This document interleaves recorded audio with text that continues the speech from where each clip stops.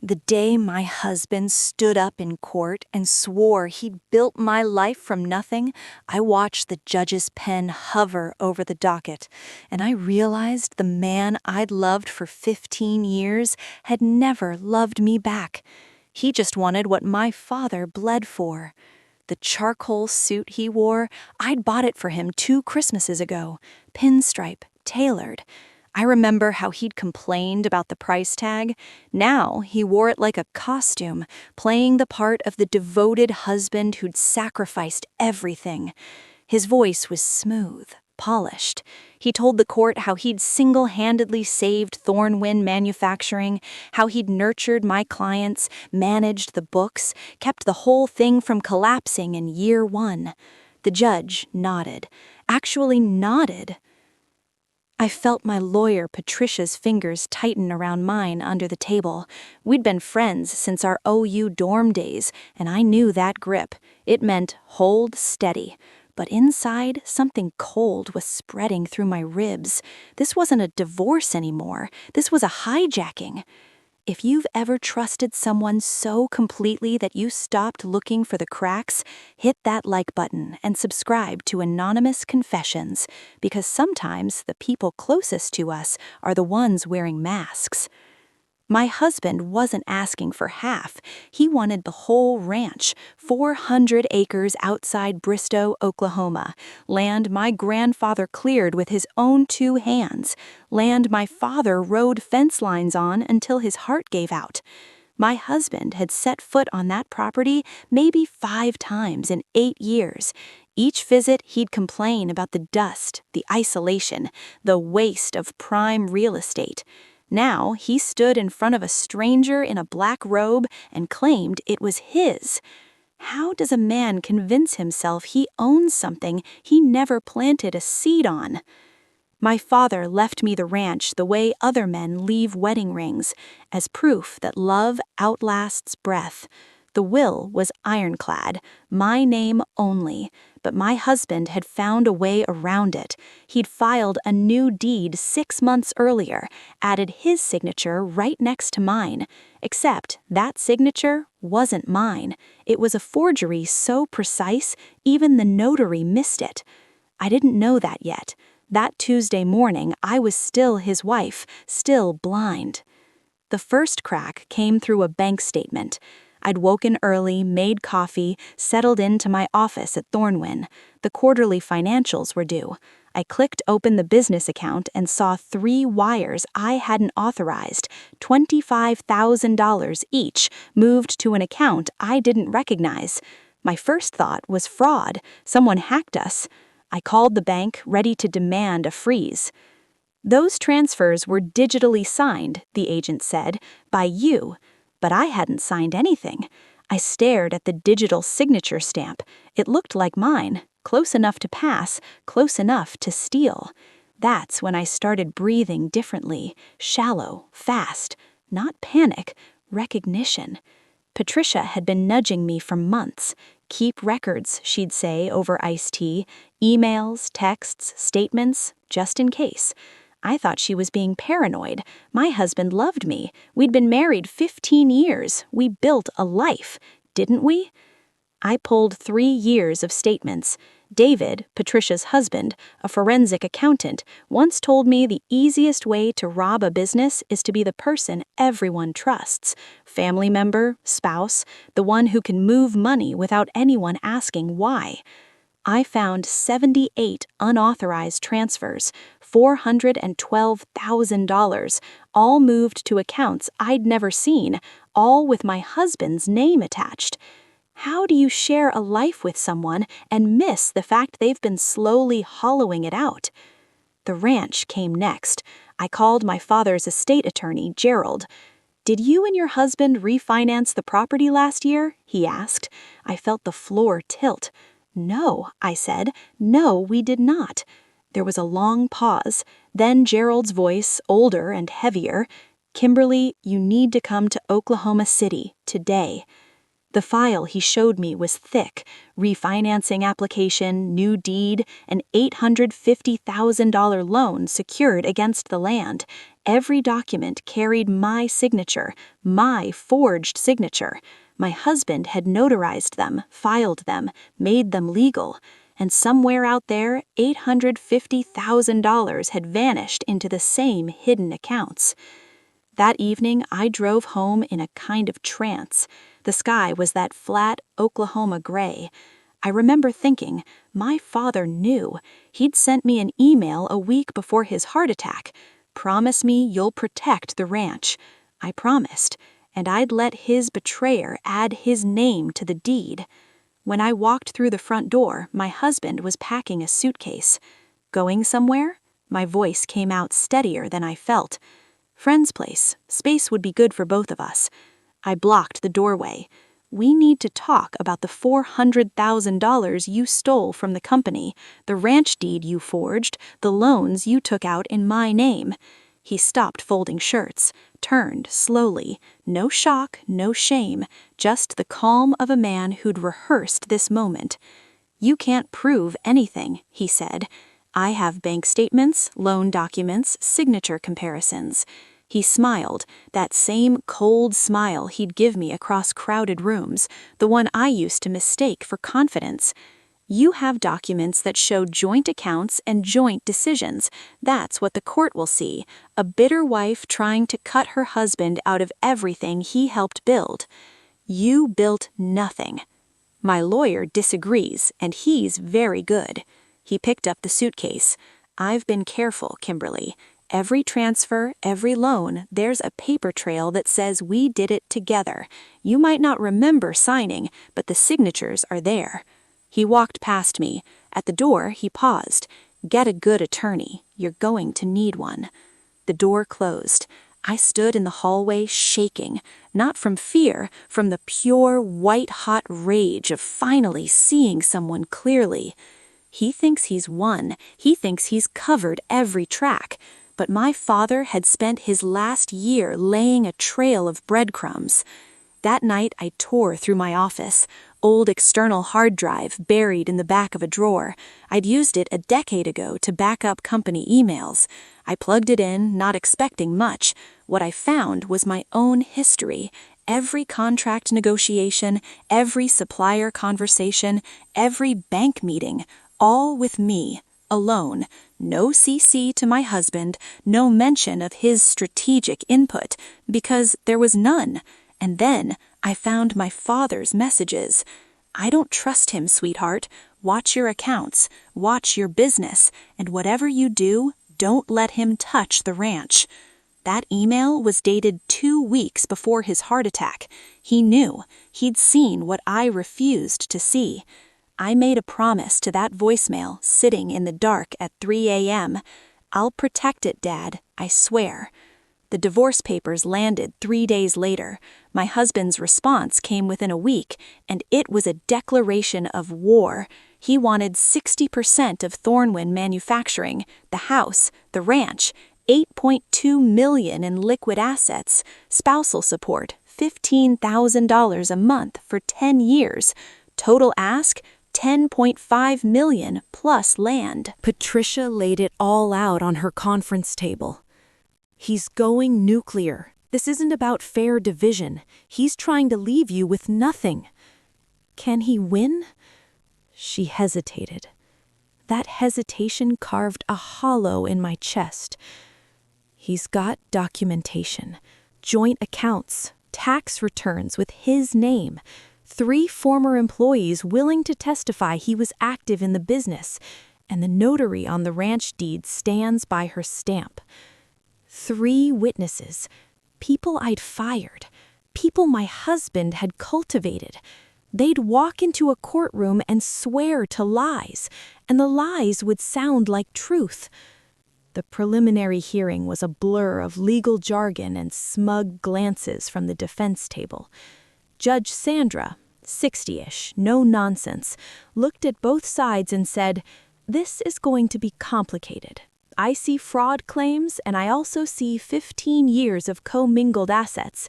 Both sides will submit complete financial discovery in 2 weeks. 2 weeks. 2 more weeks of my husband's lawyers digging through my life. I left the courthouse feeling like I was drowning. That night, I called someone I'd been avoiding. Raymond, my father's old ranch foreman. He'd retired to Arizona, but I knew he kept pieces of my dad. Did my father ever talk to you about suspicions? About my husband? A long silence.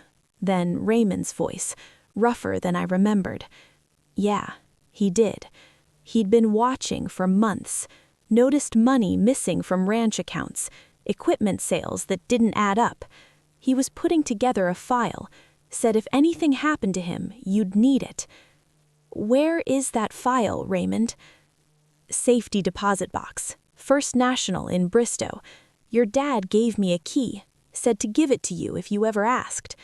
You asking now? Yes. The key arrived by overnight courier the next afternoon. Small, brass, stamped with a number. 314.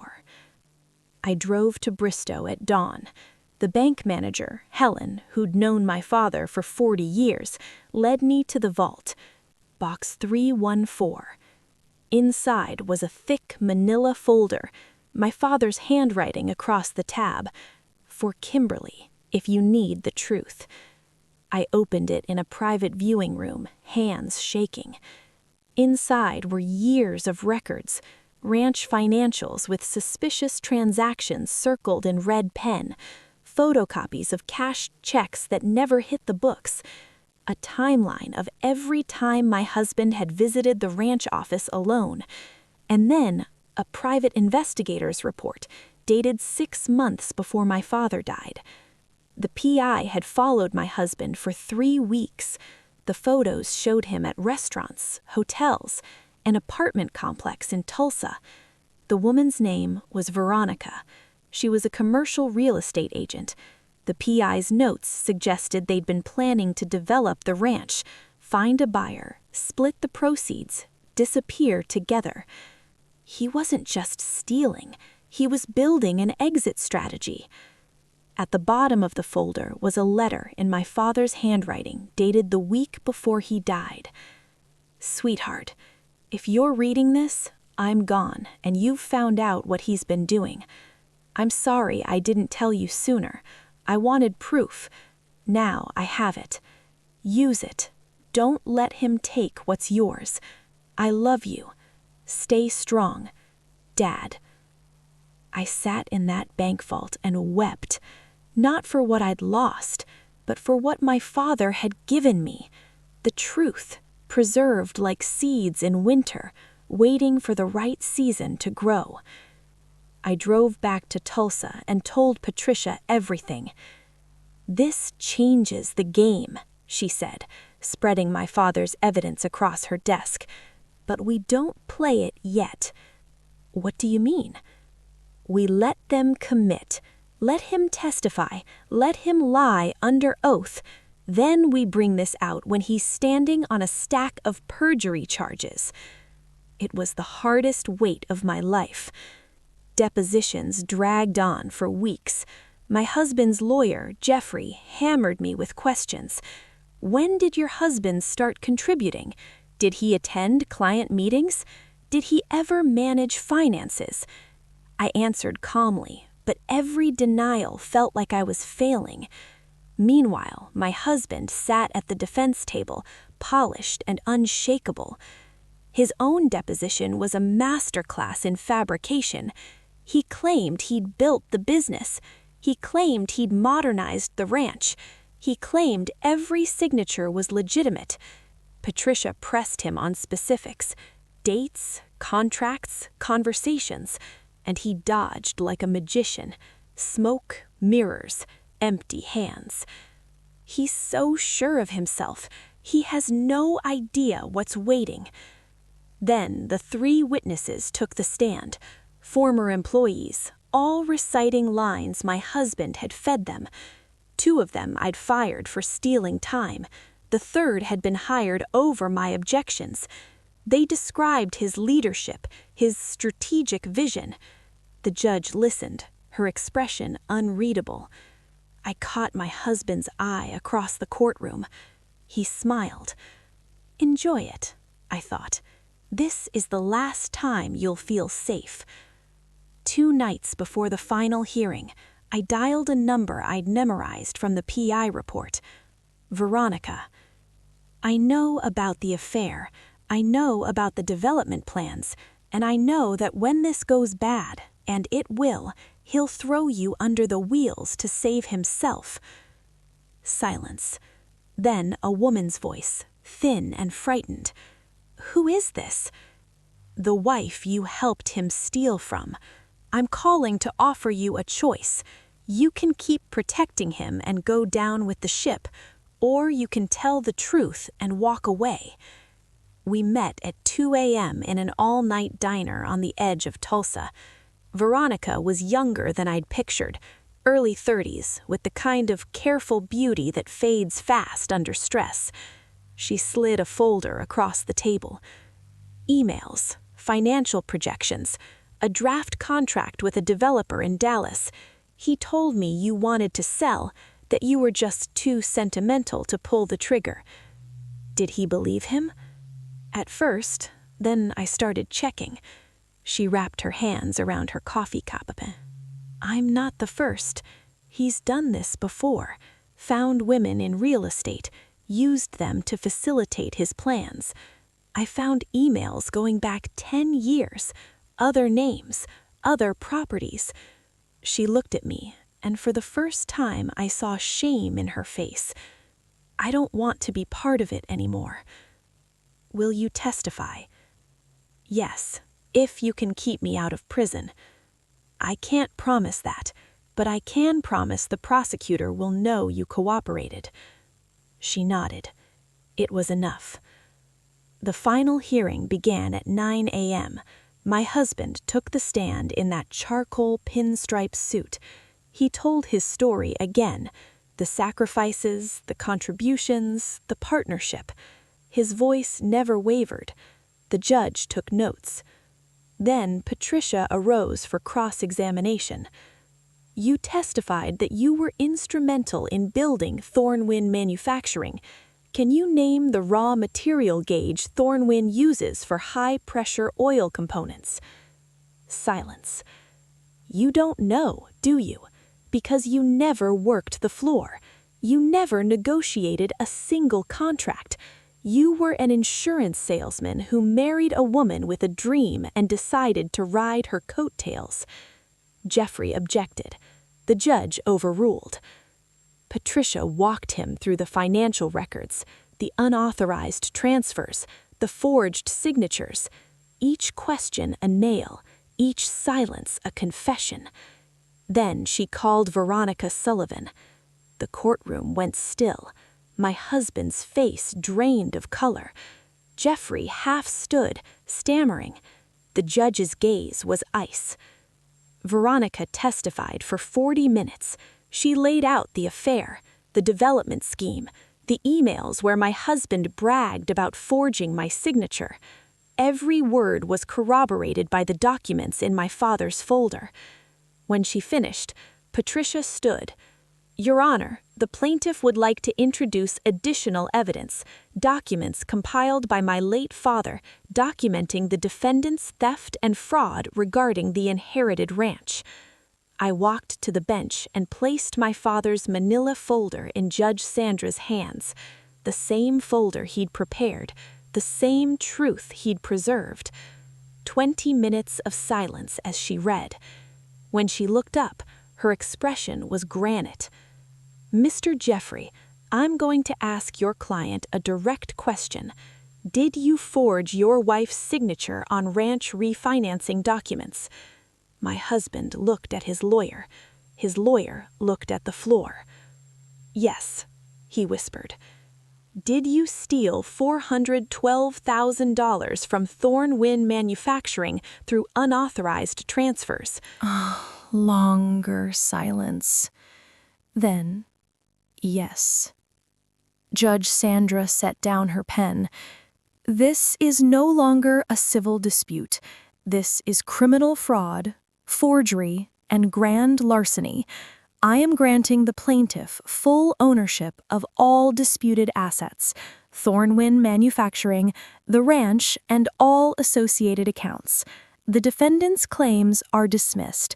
I am ordering restitution of all stolen funds plus damages, and I am referring this case to the district attorney for prosecution.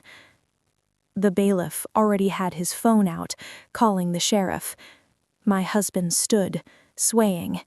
He turned to look at me, not with anger, not with hatred, with disbelief, as if he couldn't comprehend that his carefully constructed house of cards had collapsed. "One more thing, Your Honor." My voice sounded distant, even to myself. "I want him to say it, out loud, that he built nothing." The judge nodded. "The defendant will make a statement for the record." He took a breath that shuddered through his whole body. "I didn't build Thornwind. Kimberly built it. I stole money. I forged her name. I tried to steal the ranch. Everything I said on that stand, all of it was lies." The gavel fell. "Bailiff, escort the defendant to the sheriff's office. This hearing is adjourned." If you've ever had to fight for something that should have been yours, if you know what it's like to be underestimated and dismissed, please take a second to like this video and subscribe to Anonymous Confessions. Your support helps us tell more stories like Kimberly's. 6 months later, my husband was convicted on 23 counts of fraud and forgery, 12 years in state prison, restitution, $874,000. He'll be almost 60 when he gets out. The life he tried to steal from me is still mine. The business grew, the ranch held strong, the cattle still graze under Oklahoma sunsets. I go to Bristow most weekends now. I sit on the porch where my father used to drink his morning coffee. I read his journals, weather patterns, calf counts, and the occasional note about me. Kimberly seems happy. I hope she's careful. He knew. He always knew. I didn't destroy my husband. He destroyed himself, slowly, methodically, over 15 years. All I did was hold a mirror. Sometimes I think about revenge, about justice, and I realize they're not the same thing. Revenge is hot, personal, a fire that burns out. Justice is cold. Justice is a man in an orange jumpsuit realizing the mask he wore for so long has become his face. The folder my father left me is back in the safety deposit box. I don't need it anymore.